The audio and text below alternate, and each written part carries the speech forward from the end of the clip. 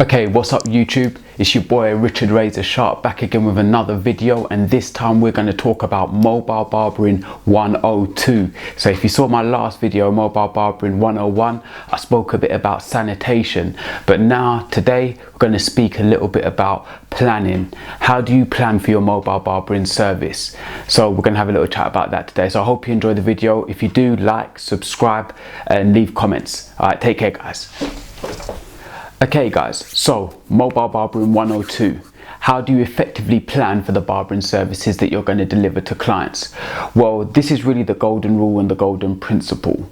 When you're offering mobile barbering services, whether you're just a mobile barber that travels from client to client, or if you work in a barber shop but you also take private appointments, the key thing is planning.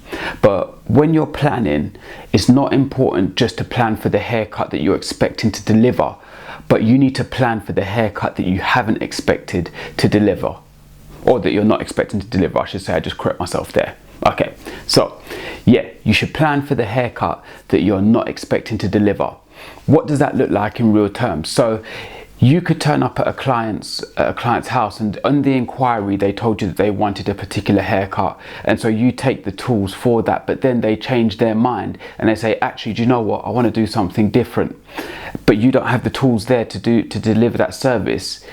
That's not going to be a great experience for the customer, and that's going to maybe cause a bit of lack of trust, or maybe a bit of lack of confidence in you, which you don't want as a barber, especially if it's the first time that you're meeting that client. So you want to make sure that you're prepared for every eventuality. So something that can happen is that you can turn up at a client's house for a haircut, but then all of a sudden they've got one of their boys there and they're saying, oh, you know what, can you hook me up too?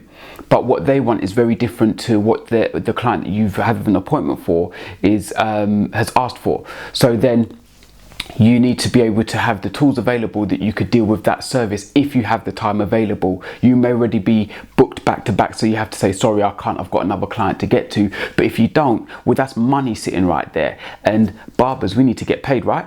So you need to make sure that your setup is diverse and it is versatile, so that you can deal with every eventuality. They say that perfect planning prevents poor performance, and if you're going to be effective in mobile barbering, you need to plan perfectly.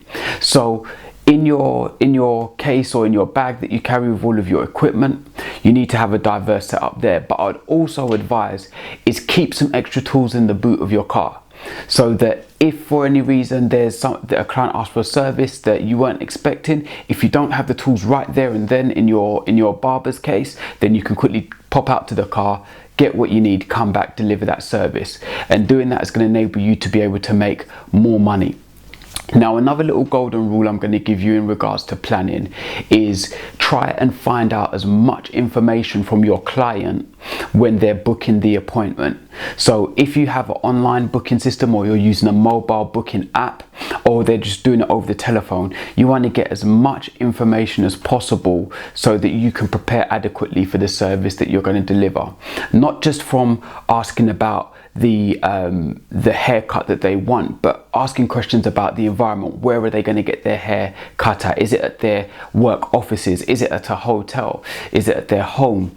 Ask questions about the lighting. Do they have good lighting there? Now, you've heard me say already, you should always have a head torch with you so that you can have the best lighting possible when delivering the service to the client.